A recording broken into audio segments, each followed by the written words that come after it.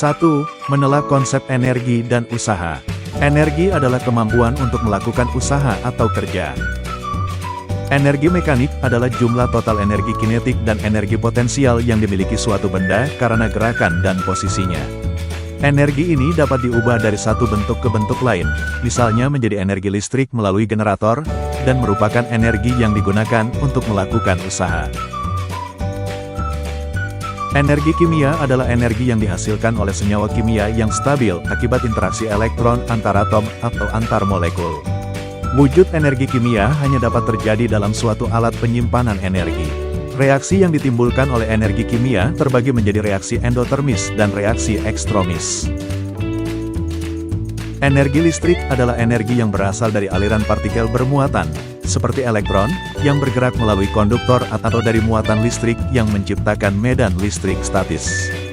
Energi ini dapat diubah menjadi bentuk energi lain, seperti panas, energi termal, atau gerakan, energi kinetik, dan merupakan salah satu energi terpenting dalam kehidupan modern untuk berbagai keperluan. Energi panas adalah bentuk energi yang dihasilkan dari pergerakan partikel-partikel dalam suatu zat atau benda. Semakin cepat gerakan partikel tersebut, semakin tinggi energi panasnya. Energi ini juga dikenal sebagai energi termal atau kalor, dan dapat berpindah dari benda bersuhu tinggi ke benda bersuhu lebih rendah. Energi cahaya adalah energi dalam bentuk radiasi elektromagnetik yang dipancarkan oleh sumber cahaya seperti matahari, bintang, atau lampu. Energi ini memiliki sifat merambat dalam bentuk gelombang dan merupakan satu-satunya bentuk energi yang dapat dilihat oleh mata manusia, memungkinkan kita untuk melihat lingkungan sekitar.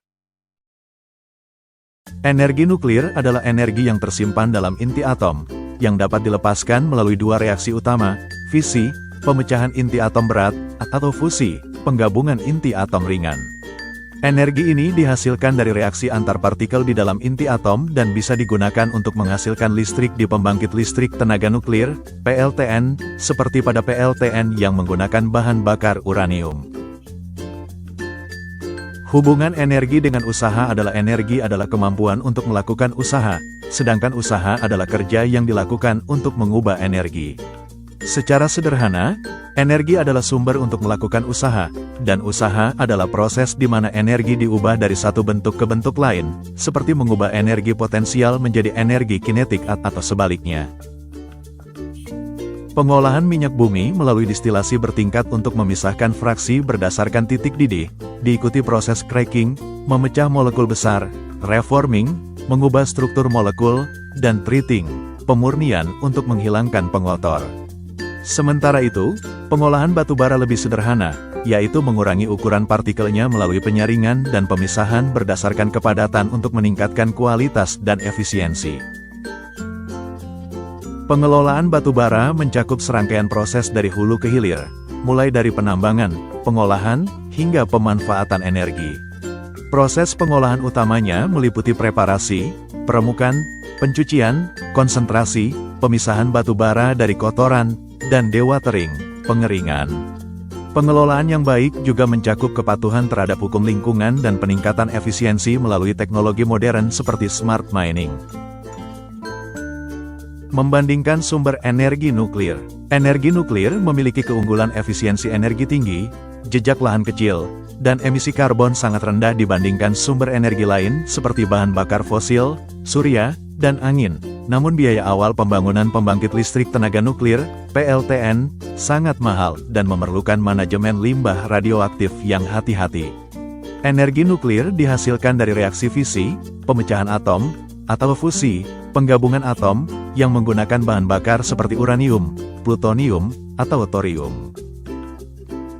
Menjelaskan sistem sel surya pembangkit listrik tenaga mikrohidro, energi angin, dan bioenergi, sistem sel surya, PLTS, mengubah energi surya menjadi listrik melalui panel fotovoltaik, inverter, dan baterai. Pembangkit listrik tenaga mikrohidro, PLTMH, mengubah energi kinetik air menjadi listrik dengan menggunakan turbin, generator, dan sistem transmisi. Pembangkit listrik bioenergi menggunakan bahan organik seperti biodiesel atau biogas untuk menghasilkan listrik, seringkali melalui mesin diesel atau proses fermentasi anaerob. Perubahan energi terjadi ketika satu bentuk energi diubah menjadi bentuk lain, seperti energi mekanik, kimia, listrik, dan kalor. Contohnya, energi kimia pada bahan bakar diubah menjadi energi mekanik di mesin kendaraan, energi listrik diubah menjadi energi mekanik pada kipas angin, energi listrik diubah menjadi energi panas pada setrika, dan energi listrik diubah menjadi energi kimia saat mengisi daya baterai.